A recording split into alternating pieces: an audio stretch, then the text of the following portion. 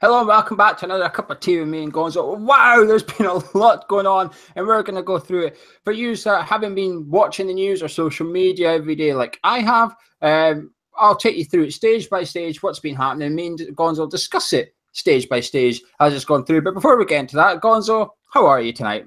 I'm very well, thank you, sir. Yourself? I'm not too good. I didn't get tickets to see Liam. His pre-sale went earlier, but hopefully I'll get on Friday. If not, I'm going to be raging. I'm absolutely fuming, to be honest with you.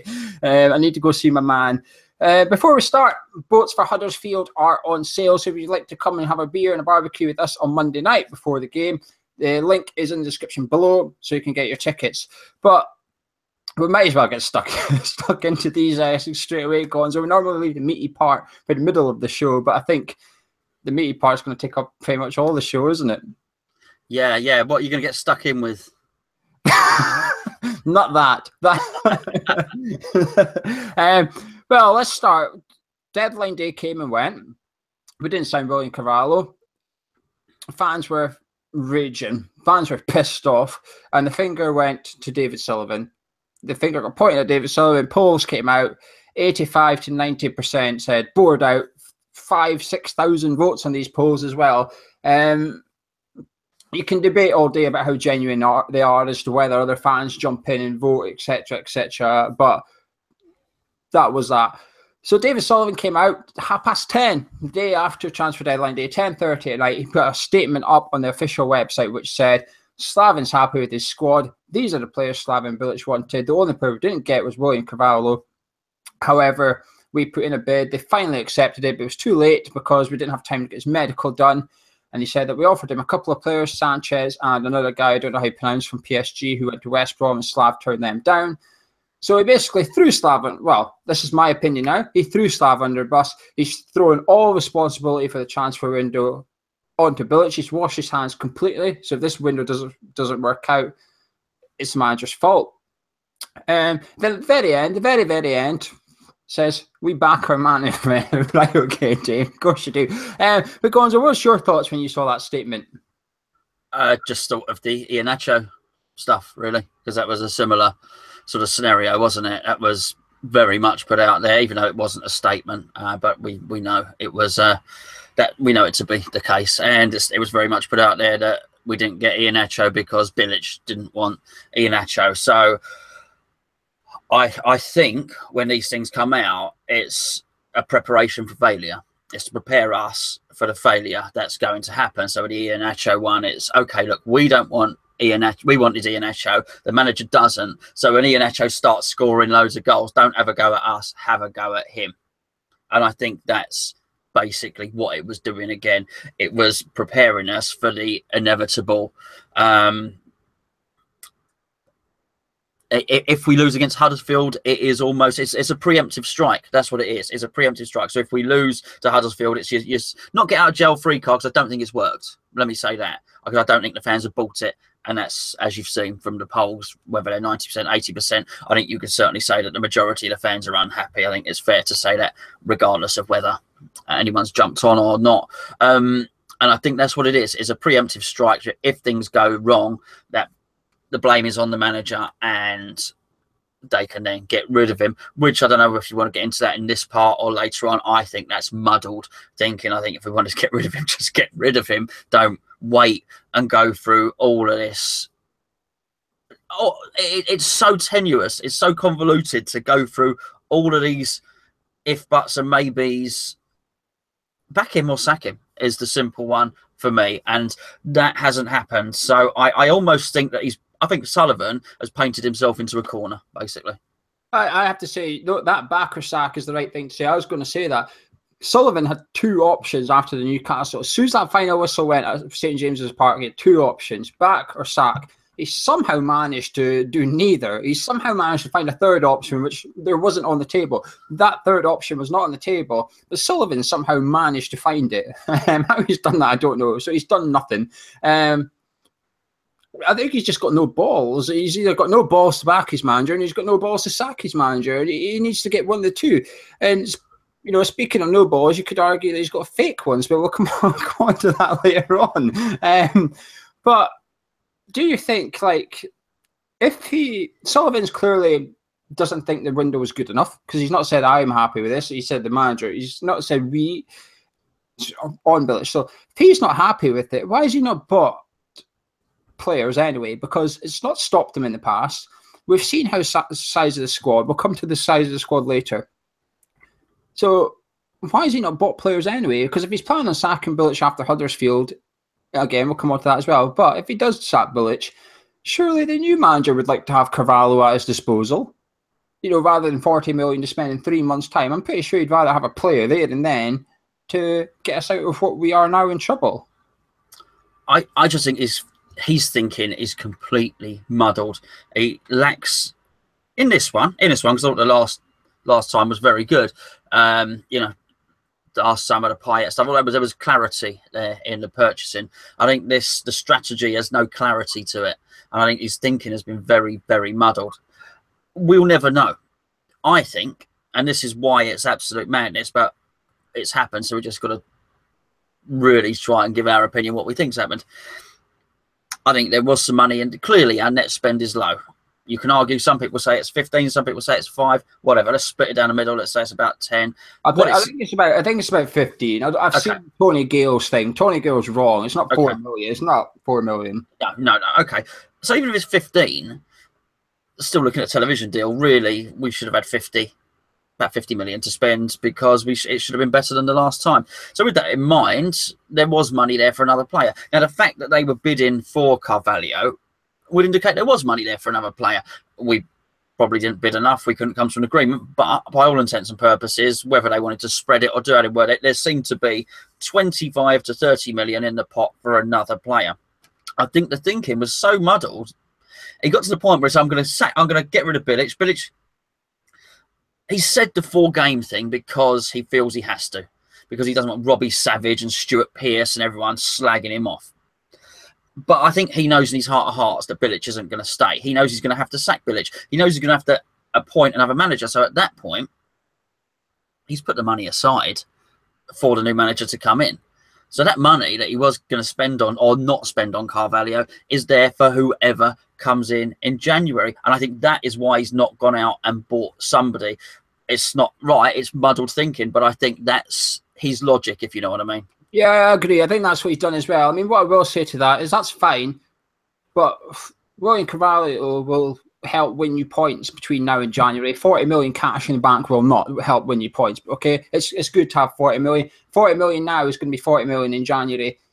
40 million player now could be the difference between 18th and 12th come January or something. He's taking a risk here, and I think it's a very naive risk he's taking. It's his business at the end of the day. It's up to him what he does with it. It's his business, but I think he's just taking a very, very naive risk. What I will say is the Sanchez thing. I'm not sure Bilic could have got Sanchez. When he says he got offered Sanchez, is it we have agreed everything with Bayern Munich and Sanchez, do you want him? Or is it Sanchez might be going out on loan, would you like us to go get him? I think it's the latter, because I don't think there's any way he would have come to West Ham over Swansea with Paul Clement over at Swansea. No way in hell. I don't think we would have got him. And also, I think it would have been a case of, would you like Carvalho or Sanchez? Oh, Sanchez, Carvalho, please, Mr. Sullivan.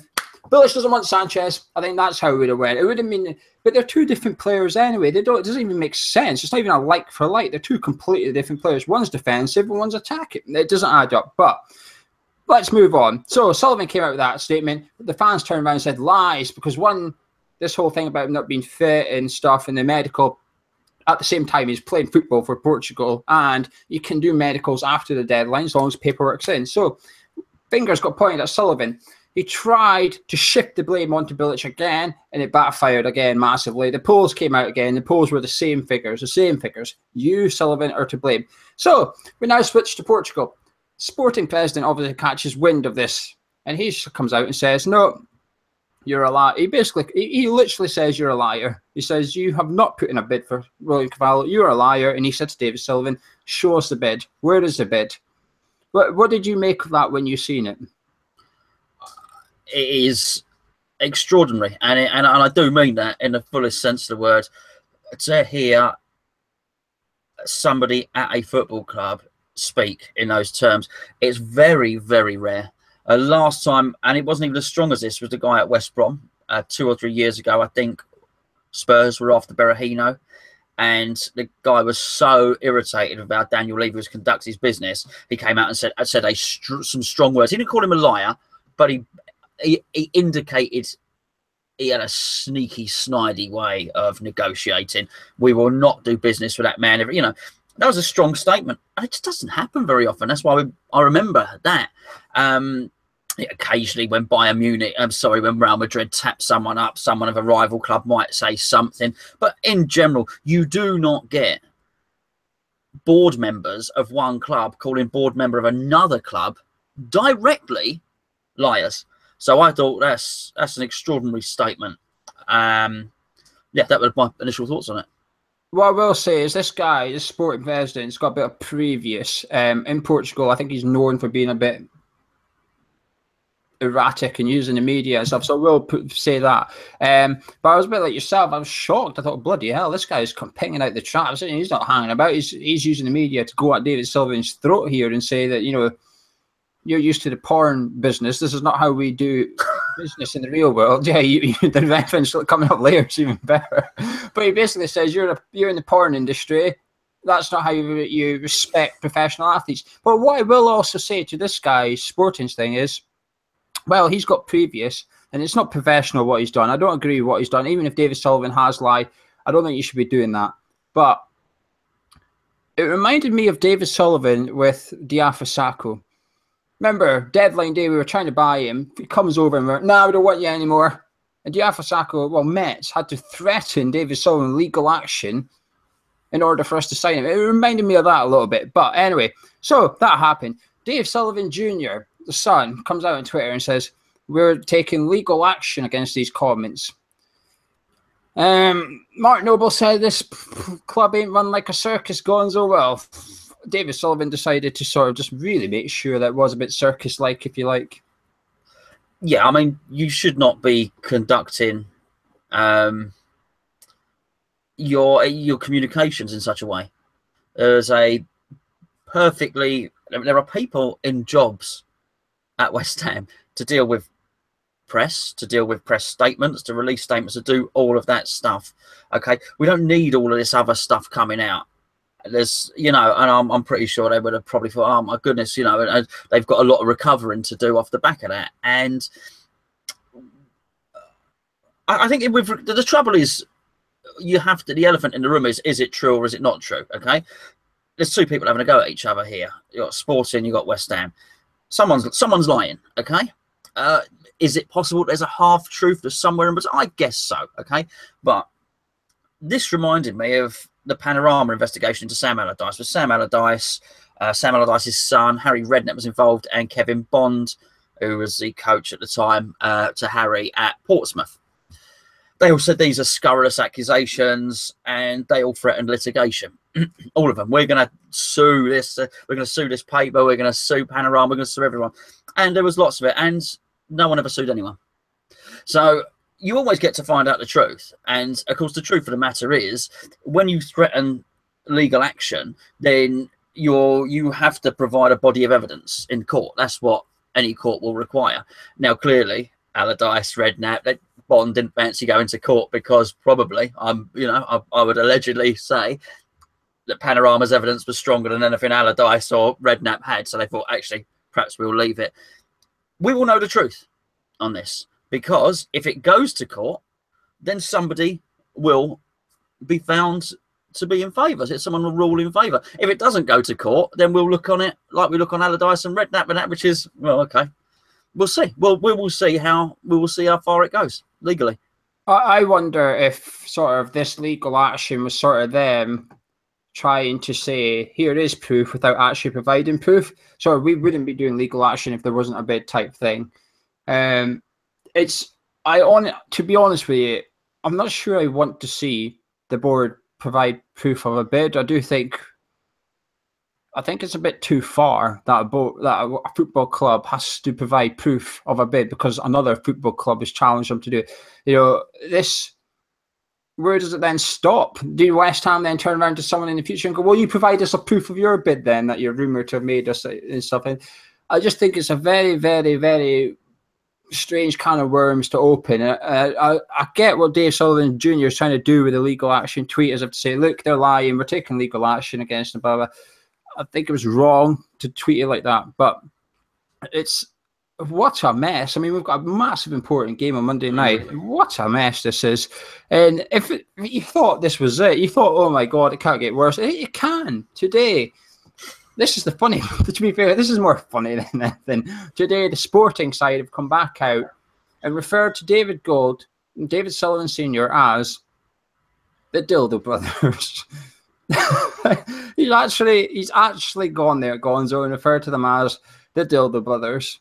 To be honest, this actually, to me, this sort of shows sporting in a bad light.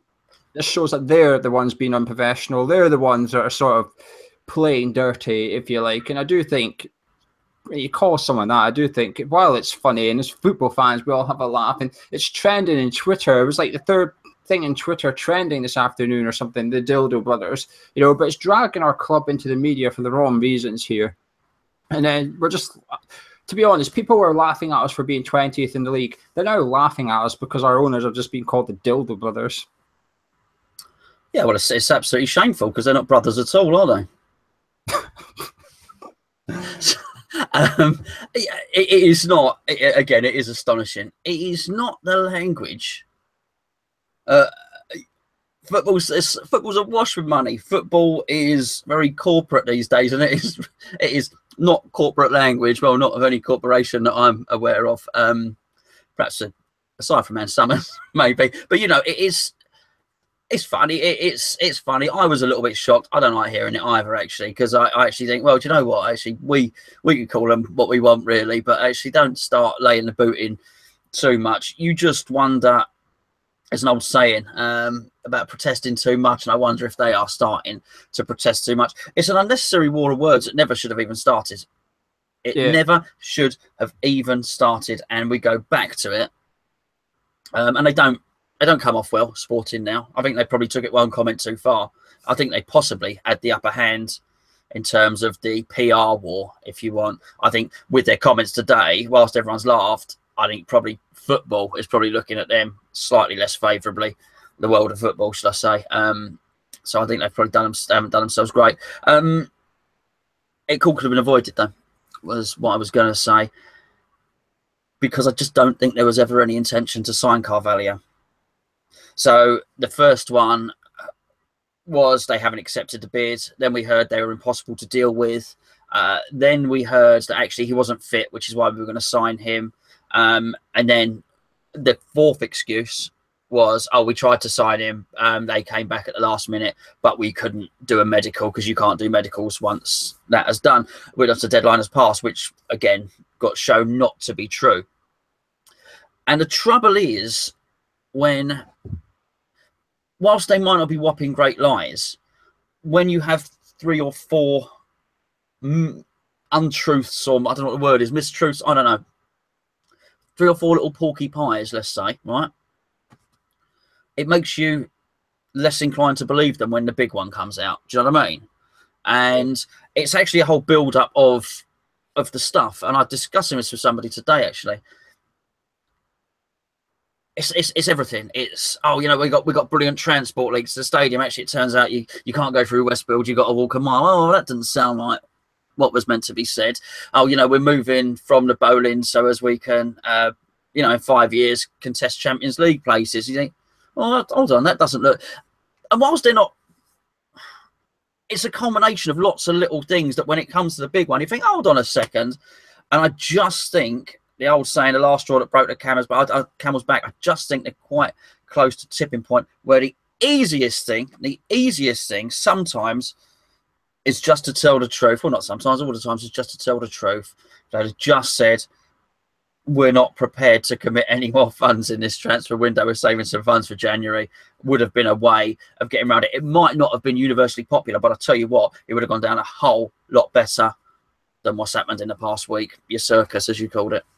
Yeah, I've seen comments from Sporting saying that West Ham never really put in a serious bid. I think they've slightly changed their language now from no bid to serious bid. They've changed it. I think what's going to happen is we're going to find out putting a bid, but it was pish. I think it was the bid that I seen on supposedly did. I believe it actually was 23 million over 3 years or something. I expect a bid half-hearted like that to have gone in. Then we said, actually, no, it's too rich for us. And they're trying to say, well, you're lying. You never made a serious bid. West Ham said, well, actually, we did make a bid, but I think there's, like you said, half truths on both sides, if you like. But I think it's one lie. Like you said, it's one lie too many. I keep saying this. They're masters at misleading you. That's what this board are. They're masters at misleading you. Lying at worst, but misleading at best. They just want to lead you down the path that they're creating at the same time. And I think now fans are starting to get halfway down that path and stopping, going, hang on a minute, this path ain't what you promised us. The digital wrap ain't digital. It's a sheeting or whatever the bloody hell it is. I mean, apparently we're not even getting a claret wrap around the pitch for next season. Now, I don't actually care, to be honest. I'm not bothered in the slightest. But it's just another thing that we got told will happen. That's not going to happen. You just think, where does it stop? Where does it stop? You know, in the Iron Man DVD, David Sullivan is in there. When he gets asked, oh, is this so you get loads more money? He says, oh, we don't get that much more money. It'll make about 12 million a year more for transfers. That's how much we've spent this summer. So you tell me we're Upton Park, we would have spent zilch, because essentially we've spent the extra money from the move this summer, and that's it. So that's where it sort of boils down to it, and it's pissing fans off a bit. But we'll speak about them later on. We're going to switch topic now, just for the sake of switching topic, and we'll come back to this. Did you see the advert on the official site yesterday, or was it? It might have been today. I think it was yesterday. I don't. If you remind me, I might have seen it pop up on a Twitter feed or something. I'm not. By West Ham's official partners called TransferMate. Right, I don't. Probably not then. Now, their business is about. I think it's about business saving money, etc. So someone has not thought this through, because their advert on the official site, which popped up and covered up the site, and they tweeted a logo like this to enter a competition win tickets or something, but it literally said, West Ham have saved money in the transfer window. Why don't you? Like, do you know what? Had I have seen it, I probably would have thought it was a satirical, someone having a laugh. The thing is, I think they've made this maybe a month ago. They maybe made it a month ago to go live, but someone has not thought this through, because the last thing you want to see a few days after the window's shut, when you're still really angry, go on the official site, West Ham saving money in the transfer window. Oh, come on. Are you really trying to piss us off? Like, how far are you trying to push us?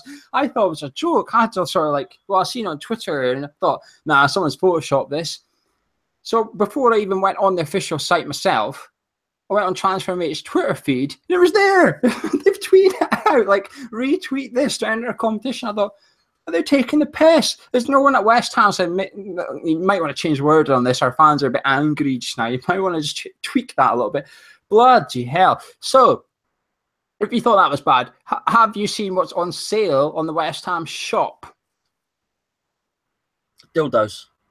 No, it's not dildos. Oh, right. No, I don't. They're missing a trick there, to be fair. They certainly are. They certainly are, yeah. You need to get some West Ham branded ones in there. Yeah, they do, mate. They do a double learn. And no, I said anyway. So yeah, sorry. Well, they make fake bids. They might as well sell fake cocks. I mean, fake promises, fake bids, fake dicks. It's all the same now, isn't it? But on the shop, they've got a T-shirt for sale. It says Legends T-shirt. It's got Moore, Brooken, Payet. No. Yeah, honestly. No. Honestly, no. Have you checked that out? Have you checked that out properly? Yes, I have. I've been on and checked. It's there. It's got a circle. It's got a few names around it. I can't remember the other two. I think there's 5 names. Brooken, Moore. I can't remember the other ones. I don't want to guess, but Payet is one of them. And you just think, who? There's no one look at stuff like this and think, this might annoy the fans, actually. We should probably change this a little bit. I've no idea. You know when the missus like borrows your T-shirt and wears it as a nightie to bed? I have to be honest, me and the missus are going through a divorce at the moment because she picked an old Payet one out and just, it can't be done, can it? They need to know. They need to... I just can't believe that anyone has got their finger so far off the pulse It's crazy. I mean, it does sound like a joke. You are sure about that? It's in the club shop, a buy it on it.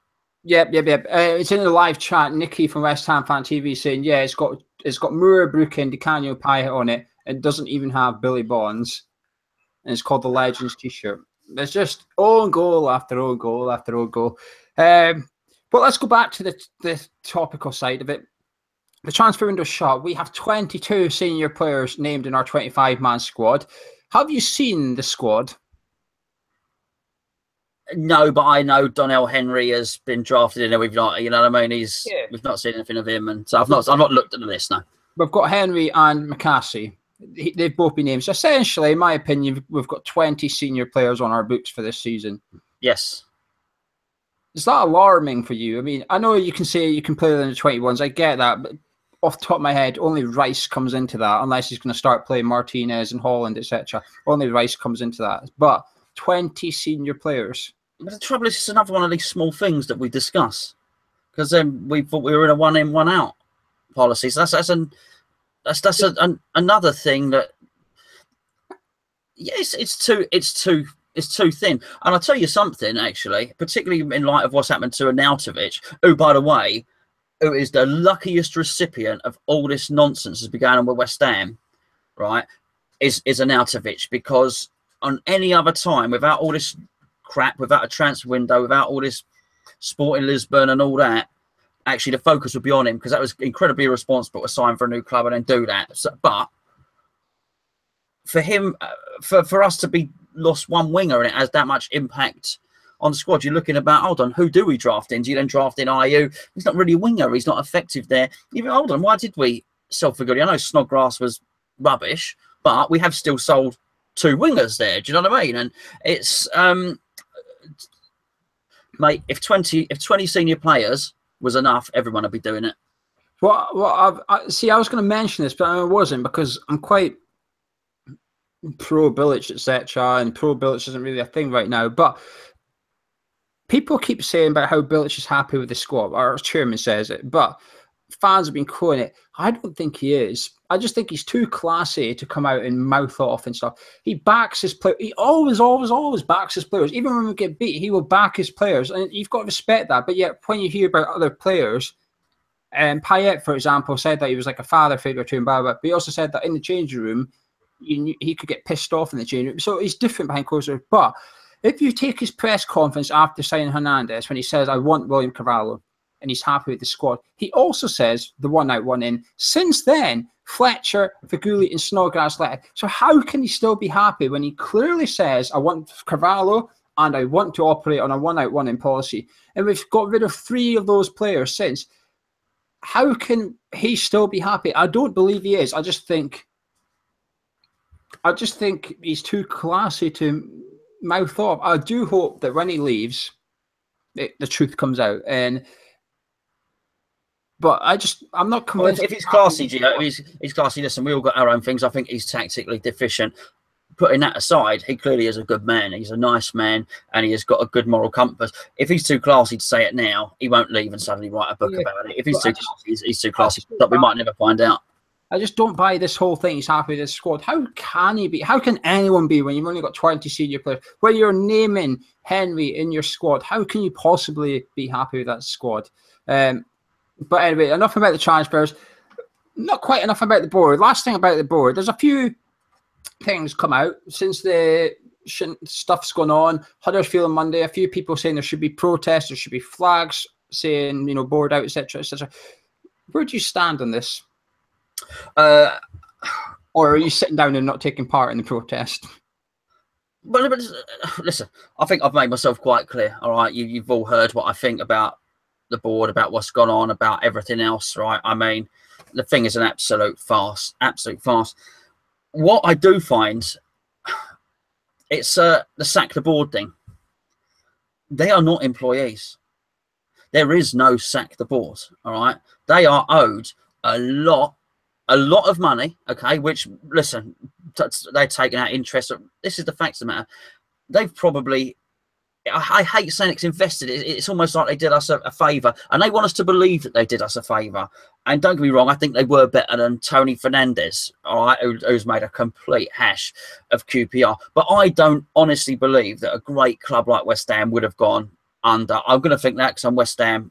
Perhaps people at Leeds and would laugh and say, "Oh, well, don't think you're that precious, mate." But I know they like us to think that. So when I say invested the money, I say it in the truest possible term. I think they invested the money with a view to a return. Okay, that's why they bought the club. I don't believe all this thing. I don't think there'll be owners in 10 years. I don't believe the handing it down, and I just don't believe that's going to happen. I think the moment someone wafts anything in excess of 600 million under their noses, I think they're gone. But they're not going to walk away. They're not going to do anything. So what I do is I support everyone's right to protest, and I think we probably should make our voices known, and I think we are making our voices known.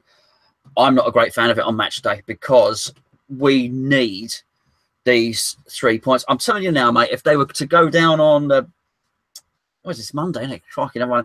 If everyone's going on Sunday and banners outside, and you got the news and Sky Sports were there, and everyone knew that West Ham fans are really, really happy. Not an issue with it at all. Bang, you know what I mean? Let's do whatever we feel is necessary to let them know. Because with things like you say about that Payet stuff, it actually shows that they don't know how we're feeling. All right, let's let the board know we're feeling. Match day, we're desperate for those 3 points. I'll take anything. I really, really. Well, not everything. I'll take any way to get 3 points, basically. And I just don't. I think players are down on their luck. They're going to walk in there. They're going to be nervous. You need everything going in your favour to get a good atmosphere in that place. And if we have a protest, then the atmosphere is going to be bad. And I think we're almost guaranteed to lose if that's the case. And that would be my reason for not doing a protest on match day. I don't think there will be one. I don't think there's been enough. I think if we played at the weekend instead of international football, I think there would have been a protest. I think the board are lucky. It's been so long since transfer deadline day. It'll be 11th of September, so 11 days since the window's shut. I think they're lucky there's 11 days, so everybody's sort of calmed down a little bit. I'm the same as yourself. I think it's the protests. I've got nothing against it. If people want to do it, nothing against it whatsoever. I'm an advocate for change. I don't think the board are going to go. They can make changes, and I hope if there was to be one change, it would be a director of football comes in and takes control of transfers completely. Bleacher Report did a video with Sheffield United's manager on transfer deadline day. Have you seen it at all? I've seen people respond to it. It's about the Queener thing. But it's not. This is not about the Queener. Essentially, it is absolutely fantastic. If they follow the manager about transfer deadline day, but they have a director of football, and he basically said, "I've been given a budget from the chairman. This is what I've got to work with today. This figure on my sheet. Let's work with it and let's get players in." This is where I think we fall down. I think David Sullivan's got that written down, but because he's in charge of it, I think it moves quite quickly, very, very quickly as well. 40 million, let me reduce my budget a little bit here. I can't afford him. I think we had a director of football who got given X million by David Sullivan, said, "This is what you've got," and he went away with it. No interfering from David Sullivan. And Bilic goes and said, "I need a fast striker, I need a winger that will track back, I need a tall centre-back who's good in the air and who's fast and plays right side of centre-back so I can play Reed on his left." That's the type of stuff we need to go forward. But actually protests, I don't think it'll happen. I think Monday we'll have to get behind the players. I think we'll need to get behind the team. I think we will. I think we will. I think the fans realise that this is sort of dig in time and get behind it. But if it does go ahead, good luck to the people doing it. I have seen one protest. I was on these at Melbourne. People were suggesting we all take a dildo in and throw it on the pitch. Well, I always take a dildo in with me to the game anyway, so it's no problem. As we say, that's not something you should be calling your son. No, people are some are saying they should do that. It is on Sky though. This is a problem for the board. We've got the audience already. We've got the audience. Sky cameras are probably looking for a protest. If there's one outside the stadium, that cameras will be looking for it, thinking we'll pick this up. You don't have to do it in the ground. Just do it outside the ground. We'll pick this up. Thank you very much. And I wonder if that'll make the board nervous. Anyway. Quick news. We'll start taking your questions. Just get your questions in on the live chat. Charlie will be taking them for you. We'll get through them in a minute. West Ham taking out another loan. This time it's against the training ground and the lease of the London Stadium compared to the TV right money, which is a strange one. No one really knows why, or etc. etc. Cash flow, obviously. Just quickly, Gonzo, if Slav doesn't win on Monday night, he's gone. He's got to go. Of course he is. I don't know why they did this 4-game thing. It's another example of painting yourself into a corner. Why would you do that? It's untenable. We'd be bottom of the league. We'd be bottom of the league after 4 games. And supposing we lost, which is what we're talking about here, we would have at least a -11 goal difference after 4 games. Yeah. Sorry, big -9, wouldn't it, of course? How could you possibly keep him on? I mean, listen, I think it will be the biggest miracle ever if somehow, particularly bearing in mind everything that's going on, and he does look like a broken man, as you said last time, that he would be able to pull it round and inject some sort of vibrancy and some sort of really good atmosphere into that squad and into that training ground. It would be an absolute miracle. And I would turn around and say, right, now that is some motivator to do that, because thrown under the bus, whatever, I would certainly say he's had his hands tied. He has had his hands completely tied. It has been a complete hindrance in every move he's made to try and create a good atmosphere ahead of the Huddersfield game. And if he does it, it will not be because of everything that's happened. It will be in spite of everything that's happened. And I think we've all got a lot of sympathy for Bilic, but if he doesn't do it, it's 4 games in a row. He clearly, he's not the man to turn it around. And regardless of what we think of the board or anyone else, we need somebody in to turn it around. Yeah, I do think even I'll struggle to defend the bloke who we lose on Monday night. It'll be a shame. I do think he's not had the best circumstances to work under. I don't think Sam Allardyce had the best circumstances to work under either. And I do worry that our next manager is not going to have the best circumstances to work under either. That's why we need change of some sort. Manager, yes, but also above the manager. However, the board are here to stay. And while we all say Bilic gave us 7th in the league last season at Upton Park, the board were the board back then as well. And up until selling players, they were having a good window this window, actually. It was just unfortunate. If they got Carvalho in, I think most people have said it's been a brilliant window. We could have maybe done with another striker, but fine.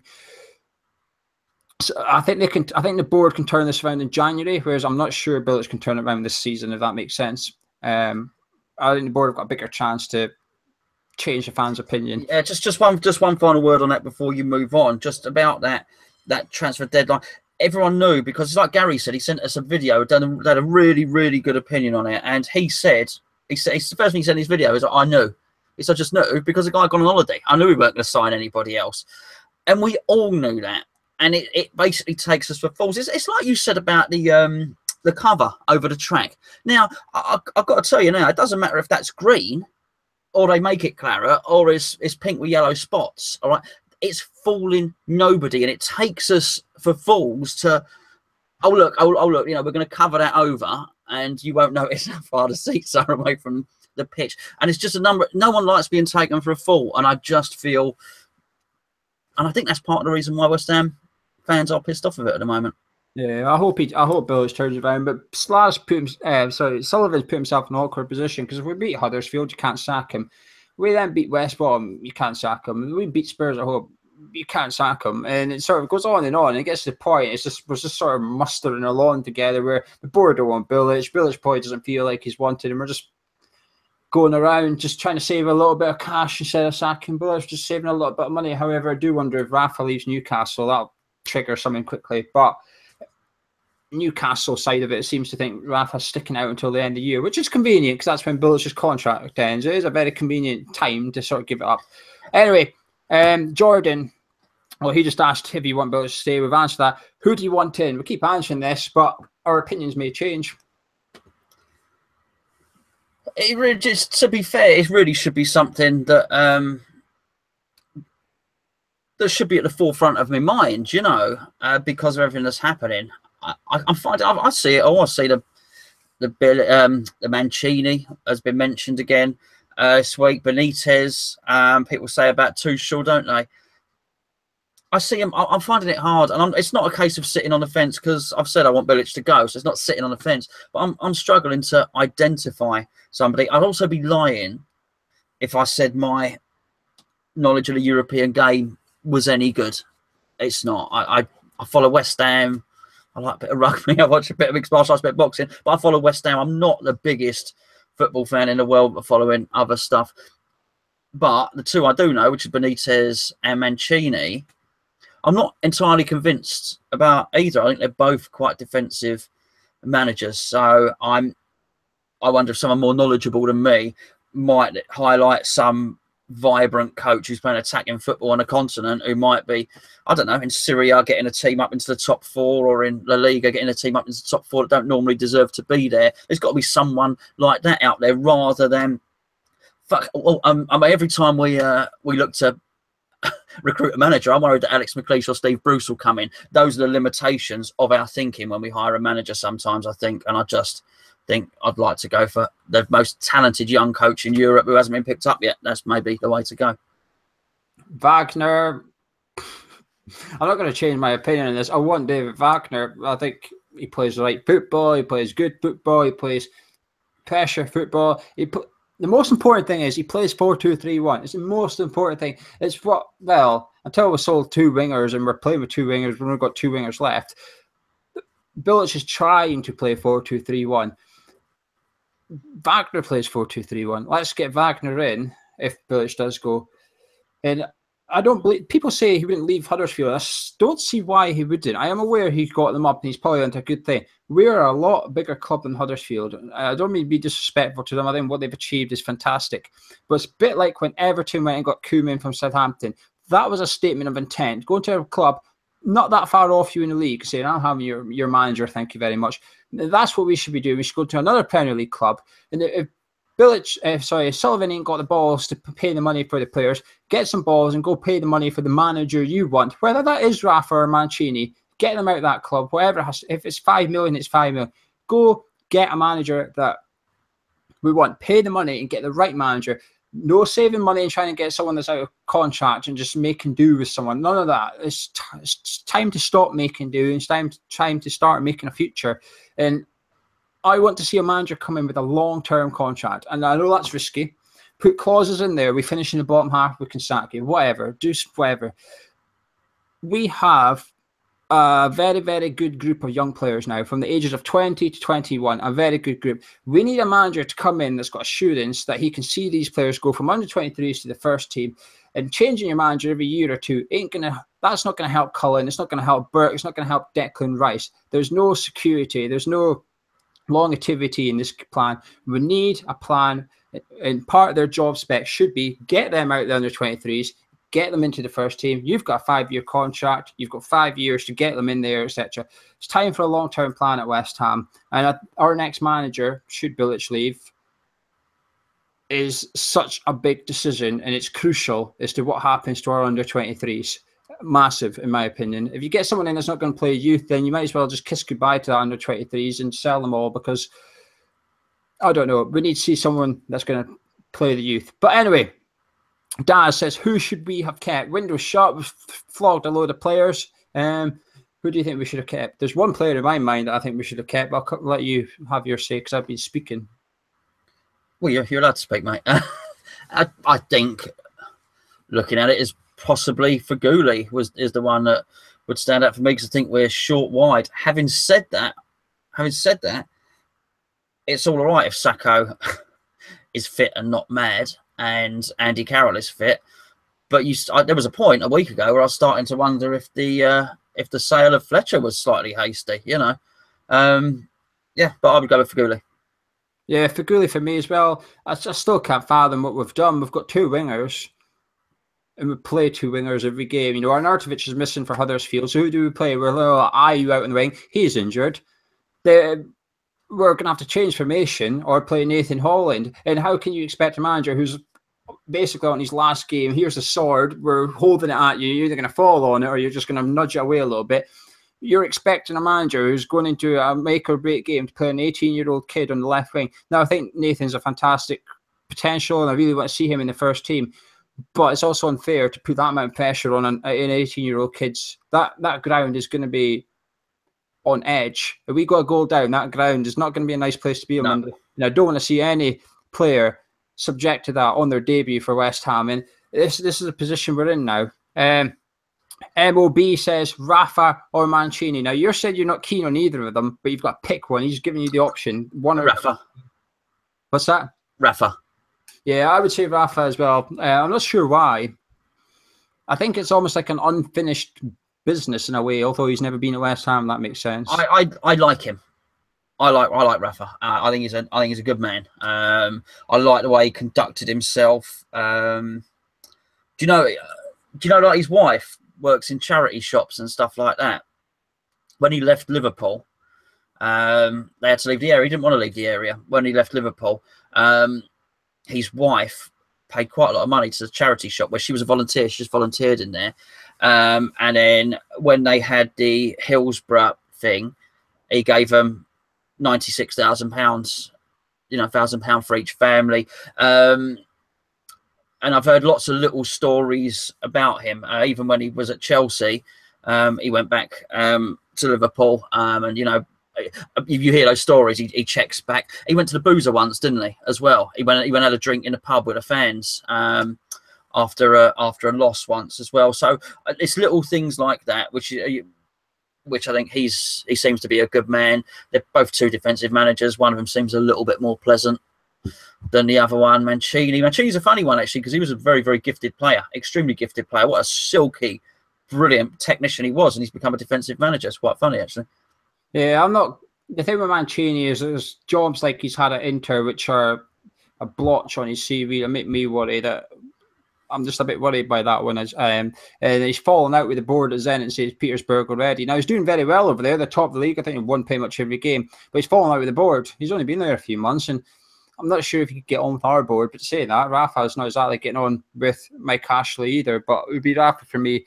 Sean's asking, what about Kevin Nolan? He's doing well in Notts County, or is it a bit too soon? Would you maybe bring him in as part of the coaching staff or something? I don't know. I didn't know that Notts County were doing well, so I didn't know about that. Kevin Nolan again is a good man. He's a good character, and I thought he left the club in a classy way as well, because he stayed on a season too long. I mean, for the first 2 seasons, he was brilliant for us. We really, really needed him. He sort of stayed a little bit too long. A really natural finisher. He was the best finisher we had at the club. But I think we all got on his back. I was quite scathing about him as well, so I can't count myself in there. But I thought he left in a classy way. He's a good man. If he came back in some capacity, I wouldn't mind. But I don't think 5 or 6 games into a lower league season with Notts County warrants becoming West Ham manager. No, I don't think he should be taking a risk for this manager's appointment, as I've just discussed. But I would like to see him back at the club in some capacity, actually. I really would like to see him back. Victor's asking, who would you put in temporary charge? Everyone's talking like Bilic is gone here, aren't they? All the questions about new managers. But let's assume it's Terry Wesley, obviously. But would you be open to Terry Wesley if he performs well, a bit like Shakespeare's done at Leicester? Shakespeare kind of made it very difficult for Leicester. He got put in temporary charge. He did so well, they couldn't really get another manager in. Well, you couldn't argue with it. Let's assume Bilic loses the next one. We got no points. And then Terry Wesley comes in and on an interim thing, or they'll make him caretaker or whatever. And then so we're rooted to the bottom of the league. And then after 6 games, we're in 13th or something like that. You'd be very hard pressed to get rid of him. And if the players look like he's playing for him, if he brings a feel good factor back to it, and also he's starting to bring the players, because that's what those younger guys do. It's like when what's his name, Peter Taylor became England manager. He put everyone in, didn't he? He put Beckham in. He put all those youngsters in he was under 21 boss, and he basically was given one game, and he put everyone in the team, all the younger players in the team, because that's what guys who are from the youth level and they get promoted to caretaker for a bit, they do. It's like that security, like you say about a manager on long-term security. Well, they've got nothing to lose either, because they can just go back to their job, so they're willing to take the risk. So if he got us up the league and we had a few more youngsters in the squad and we were playing good football, then I think there would be a clamour for him to keep the job. Yeah, the thing is, he's doing such a good job with under 23s. I know you say that there's no risk. Sometimes there is a risk that you sort of do really crap as caretaker. It sort of thinks, well, long term, what's your role here, sort of thing. Naturally, under 23s, you want to become the first team manager, surely. I wouldn't mind seeing Terry Wesley. Would you consider it a promotion to go from under 23s manager to sort of first team coach? Is that a promotion? It is, but yeah, it's slightly more high profile. But I do think at West Ham, what you just said, that job he's got is a good job. It's a prestigious job. Tony Carr was held in great esteem. It was his birthday the other day, wasn't it? Was held in great esteem for that job, and he didn't ever really cover the main job. He just stayed there doing his job, and there's an honour and there's a prestige in just doing that role at West Ham. So is that role, that Tony Carr role that Terry Wesley now has, is that more important than being first team coach? What's his name? I've no idea. I couldn't. There you go. You can name the under 23 boss, but you can't name Slaven Bilic's number one coach. They've got weird names. The funny thing is, though, we can all name their jobs. Like long jumper and stuff like that. I did notice though that Stern or whatever, the dude that left for Gary Lewin, he's now at Feyenoord. He's got a job over in Holland. He's got a new job already. Nibbles, who will we bring in? Not who do you think? Who do you want? Not who do you want? Who do you think the board will go for? Steve Bruce. That's why he was shaking his head the other day. No, don't. I think they'll go for Rafa. I think they'll go all out for Rafa, to be honest. The thing is, they can't get embarrassed by this. They sort of got embarrassed and got over it quickly with Bilic. I mean, as we mentioned on the transfer deadline show, we very quickly rattled off 4 managers they wanted before Bilic, and that's 5th choice. I don't think we've got time to wait for our 5th choice manager this time round. The next game comes upon you very, very quickly. If he goes after Huddersfield, he's got 4 days. We've got 4 days till West Brom. Now, Wesley's going to have to take that. And then we've got a week. Then it's Spurs at home. You don't have very long until the next game comes along. It's a big one. Mark, did you see this? This isn't a question. Did you see the stat, by the way, on Sky Sports? We officially have the slowest attacks in the Premier League. That I did see. Yeah, with the slowest build-up and all that. Yeah, on level with Everton, I believe, wasn't it? I saw the graphic. Yeah, but what I will say is Everton have got more passes, which is fine. That's how Koeman plays, possession football. He's happy for them to pass the ball, but we have no passes in the slowest attack. So we're going direct with no pace. How is that possible? Well, it goes to Mike's. When Mike makes that point that he always does, we've got no identity and no philosophy and all the rest of it. You sort of set up for a counter-attacking team, yet we haven't got enough pace to counter-attack effectively. I just think, again, it's funny enough. It's muddled thinking from Bilic there. Tactically, we don't. What are we doing? Why are we knocking the ball around? But, and the thing is, we've got a slow build-up. But I tell you what, our passing's been shocking this season. That's a big, 2 big parts of the team we need to sort out. Number 1 is pace, and number 2 is passing. 2 fundamental parts of playing football. Yeah, just a quick, going back to the transfer window, this is what doesn't make sense. At the end of the season, Bilic said, I need to get pace. But it doesn't add, this transfer window does not add up at all. It just does not make sense. Bilic says, I want pace, so we bring in no pace. But Bilic just God knows. Parashenko says, we look unfit. What do you think of the pre-season? Do you think the pre-season's made us unfit? We look like we're blowing our arse some games. No, I don't think the pre-season has made us unfit, because last year we went to Seattle. Did we go to Seattle? I think we did. We also had the Europa League the first 2 seasons of Bilic. Yeah, which helps you get fit. So when we start the season, they're already fit there. Yeah. No, I think there are issues, and I'm not on my own. Frankie be watching this, nodding his head. There's a lot of people who think that the fitness coaches, and I don't mean Gary Lewin, because Lewin's not there to get people fit. He's there to fix people once they break down. So we're talking about fitness coaches, not physios here. The fitness aspect of us has been a problem for the last 2 seasons. Obviously, you go back and say it didn't seem to be a problem at Upton Park. I get that. But even allowing for that, even if you say, do you know what, we were really fit at Upton Park, we don't want the last 2 seasons, we've not been. So there does seem to be a fitness issue. Yeah, there's something strange going on. It's the same with an injury issue. I mean, we're going to do our Huddersfield preview of Friday night probably, and we'll talk about formations and injuries then, but it's just more injuries. Fernandes, Ayew, Lanzini's not quite fit, Ree's not quite fit, Carroll's not quite fit, Sako's not quite, everyone's just not quite fit. Our squad's just I don't even know we're going to have a bench against Huddersfield. Right, last question. Before we get on to the last question, this is a juicy one, actually. I was hoping someone wouldn't ask this, to be honest with you, but someone did. Make sure you subscribe. If you enjoyed it so far, drop a like on it. On Friday night, we'll be back with our Huddersfield preview. And Charlie's done a Q&A with the Huddersfield fan, where we'll be asking the Huddersfield fan what should we look out for and how confident they are coming to the London Stadium. What could be Belch's last ever game there. Also, drop all your comments below and book your boat tickets if you wish down below. Gonzo, last question from Mike. Are we relegation candidates? Big time. And I'll tell you what, Charlie's show with the Huddersfield fan, that's going to be quite telling. I'm very interested to listen to that. I'm not just saying it, it's one of our shows, but I'll be very interested to hear how confident they are. We are the team you want to play at the moment. That's your one. If you could pick one away game, it would be, I want to go to that whopping great stadium with those lovely changing rooms where the crowd are miles away from the team, and a team that are lacking in confidence and have got a terrible defence. We are the team you want to go and play. And there's no way you can look at it and say we are not relegation candidates. We're not too good. Actually, we look rubbish. So something needs to be addressed. So yes, Mike, we are relegation candidates. Hopefully, we do our next show next week, and we've got 3 points. And I'm saying something different, like we look better. But at the moment, we are relegation candidates. I don't think we are yet, but I'm subject to change my mind, obviously. But remember, last season I was the same. Remember, last season, even when people were saying, I was saying, no, we're not yet. It's too early. But on paper, football's not played on paper. I always say this, football's not played on paper. On paper, our first 11 is fantastic. Our first 11 is absolutely brilliant. We've got one of the best goal scorers that we'll ever, in my lifetime, see at West Ham.